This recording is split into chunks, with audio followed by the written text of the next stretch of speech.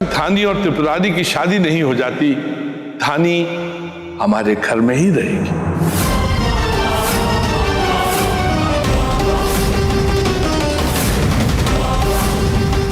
यही एक उपाय है और ये हमारा फैसला भी। कल देव दिवाली का शुभ मुहूर्त है। हम चाहते हैं कि बरच्छा की पवित्र रस्म कल पूरी की जाए।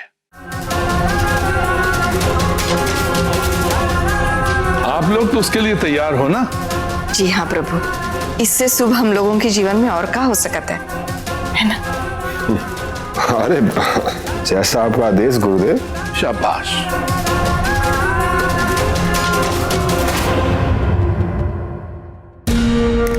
एक विधवा की शादी होना इस समाज के लिए बहुत बड़ी बात है। अगर ये शादी आप लोगों के आश्रम में होती तो लोग तरह तरह की बातें करते और हो सकता था कि आप लोगों के चरित्र पर वो उंगलियां भी उठाते। इसलिए हमने सोचा कि ये शादी हमारे घर में होगी, ताकि किसी की हिम्मत भी ना हो कुछ भी बात करने की।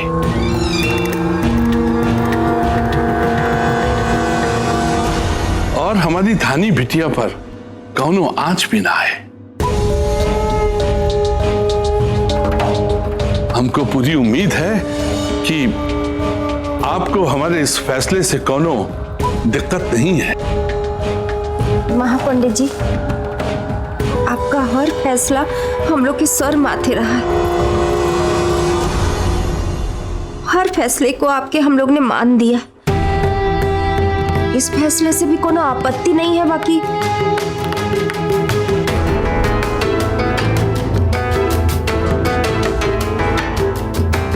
आपके पोता के इस घर में रहते हुए हमें निर्णय नहीं ले पा रहे हैं कि इस घर से हमारी बुचिया का ब्याह उचित होगा या नहीं।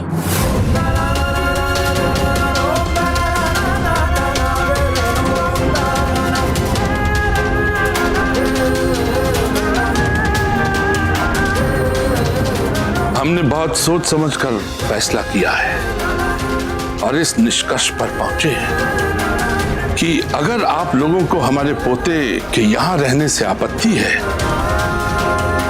तो हम आपको बता देना चाहते हैं, जब तक धानी इस घर में रहेगी हमारा बच्चा इस घर में नहीं रहेगा।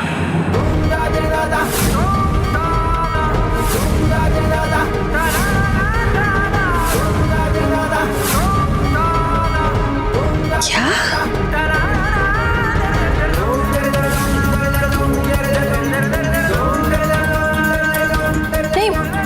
नहीं मतलब बाबूजी, ये कैसा फैसला है? विप्लव काहे बाहर रहेगा, वो भी किसी बाहरी के कारण?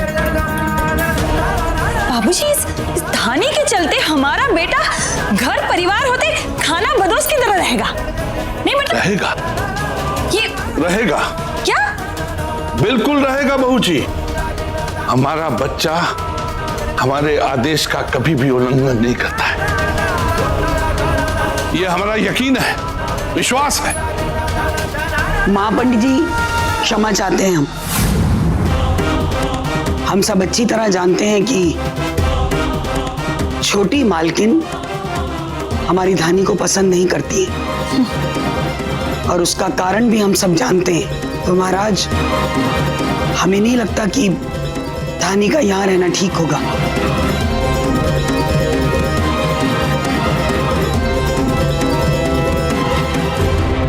सुषमा जी, आप जाइए और एक दिया लेकर आइए।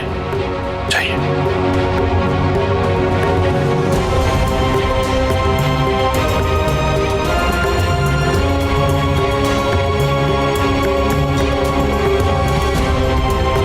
बहू जी, अपना हाथ बढ़ाइए और इस दिए पे रखिए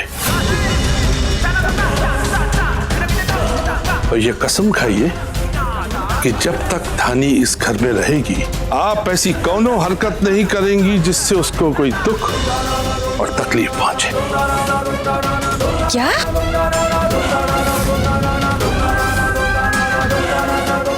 हाथ रखिए बहू जी। बाबूजी, हाथ रखिए बहू जी और कसम खाइए।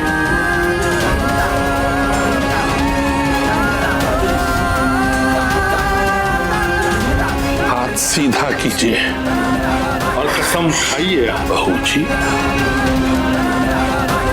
हम कसम खाते हैं।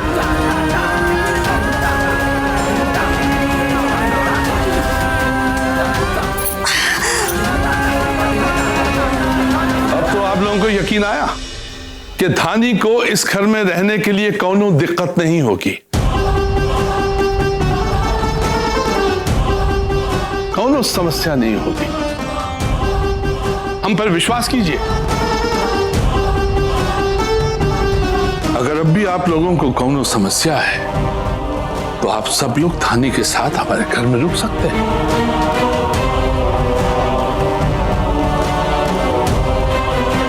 इसकी जरूरत नहीं है महापंडित जी। ये तो हमारी बुचिया का सौभाग्य है कि आप खुद इसके ब्याह की जिम्मेदारी उठा रहे हैं।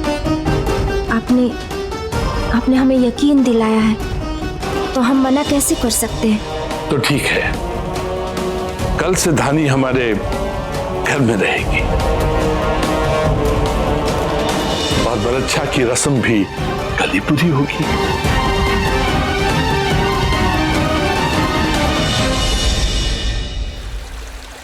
अरे आप लोगों को क्या लगता है हम कोई गुंडे हैं, मवाली है? हमें लड़ाई झगड़ा अच्छा लगता है? आप लोग तो हमें बड़ी अच्छी तरह से जानते हैं। दादाजी कल हमने जो कुछ भी किया ना, उस धानी की इज्जत बचाने के लिए किया। दादाजी आप नहीं जानते उस पान वाले ने कितनी घटिया बात की हमें और धानी को लेकर। अगर आप सुन लेते ना दादाजी तो आप न जाने क्या हाल करते उसका, लेकिन आपने उस पान वाले को कुछ नहीं कहा। वो पान वाला हमारा कौन लगता है? कुछ नहीं। और तुम हमारे कौन हो? हमारे पोते हो, हमारी जान हो बेटा। हम तुमसे कुछ भी कह सकते हैं, ये हमारा अधिकार है, हक। उस पान वाले के साथ कुछ नहीं है।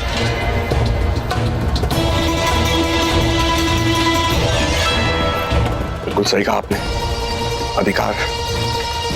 उसी अधिकार से आप अपनी जान को घर से बाहर निकाल रहे हैं। लेकिन भाई हमें कहाँ जरूरत है महापंडित जी के घर जाके रहने की? हमें नहीं जाना कहीं, हम यही रहना चाहते हैं। इससे काहे बोल रही? महापंडित जी ने कहा है ना कि जब तुम्हारा ब्याह नहीं हो जाएगा वकील बाबू घर के बाहर रहेंगे। उनको मना करेंगे तो नाराज हो जाएंगे जी। दुलारी, माना हमने एक बार निर्णय ले लिया है, लेकिन वो पत्थर की लकीर तो नहीं हो गया ना। हम अपना निर्णय एक बार फिर से बदल सकते हैं। ये बच्चों की तरह बात करी तो हमको समझ में आ रहा है दीदी, बाकी आप काहे ऐसे बात कर रही है? महापंडित जी नाराज होके ब्याह को मना कर देंगे तब क्या होगा? हमें समस्या काहे नहीं समझ रही हो? हमें तो कुछ समझ में नहीं आ रहा दादाजी, हो क्या रहा है? बाबूजी, धानी तो बाहर ही है। एक बाहरी अजनबी के लिए आप इतना सब कुछ काहे कर रहे हैं? बेटा, हमारे समाज में एक बहुत बड़ी चीज होने वाली है। एक विधवा की शादी फिर से होगी। क्या तुम नहीं चाहते कि उसकी खुशी में तुमको भी खुशी मिले? बेटे, हम चाहते हैं कि धानी और त्रिपुरारी की शादी जल्दी हो जाए।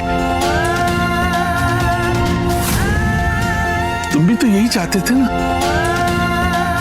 धानी तुमसे घृणा करती है, नफरत करती है, इसीलिए हमने इस शादी की जिम्मेदारी अपने हाथ में ली है। जीवन बिताना है तुमको वहाँ पे, एक ही हफ्ते की ना बात है। तो आगे जिद्दी आ रही हो जी? हम कहाँ जिद्दी आ रहे हैं माई? जिद्दिया तो तुम रही हो, बात ही नहीं समझ रही हो कुछ। क्या चाहती? महापंडित जी को मना करते, उनको नाराज कर दे, तुम्हारे मन की मान ले तो चलो भाई, चलो भाई, बात सुन। दुलारी, ठीक है माई, तुम यही चाहती हो ना, हम वहां जाके रहे, वहीं जाकर रहेंगे। बेटा, हमारे लिए ना सही, लेकिन उन लोगों की खुशी के लिए इस घर से जाना होगा। लेकिन बाबूजी, आप सही करें दादाजी, आप जैसे कहेंगे हम वैसे ही करेंगे। बेटा, चिंता मत करो, बस कुछ ही दिनों की बात है। उसके बाद तुम अपनी पढ़ाई के लिए बोस्टन चले जाओगे।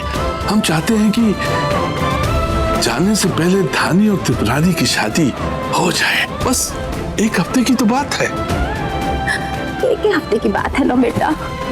अब तुम्हारे साथ राजलक्ष्मी जाएगी ना, रहेगी ना साथ में, अकेले तो नहीं जाना है ना तुमको।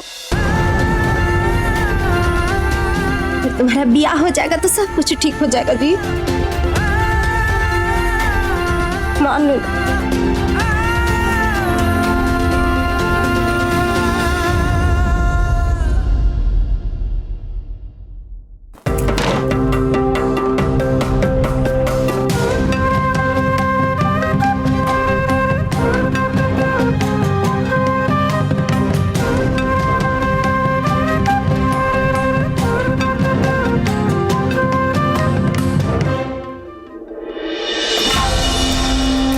ये आपकी उस कसम के लिए जो आपने दिए के ऊपर हाथ रखकर खाई थी बहू जी, और ये हम इसलिए कर रहे हैं क्योंकि हमको अपने बच्चे से बहुत प्यार है, उसके भविष्य से हमको बहुत लगाव है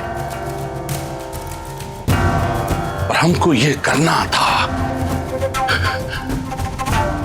अब धानी घर के अंदर रहेगी और विप्लव घर के बाहर, और शादी होने तक दोनों एक दूसरे से मिल भी नहीं पाएंगे। अगर हम ऐसा नहीं करते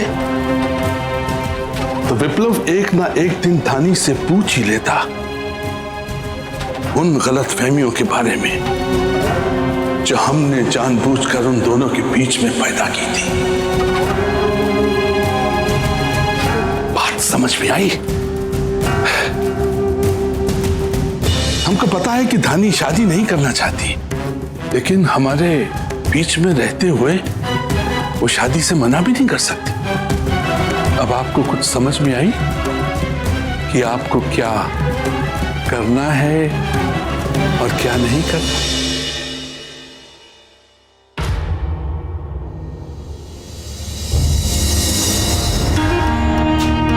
नहीं बहू जी, अगली चाबी आपको तब मिलेगी जब आप हमारे कहे अनुसार काम करेंगे, और फिर धीरे धीरे एक एक करके चाबियों का गुच्छा आप ही का होगा।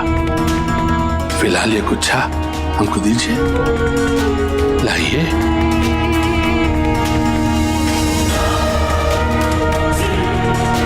लाइए बहू जी, हम आपकी अवस्था को अच्छी तरह से समझते हैं।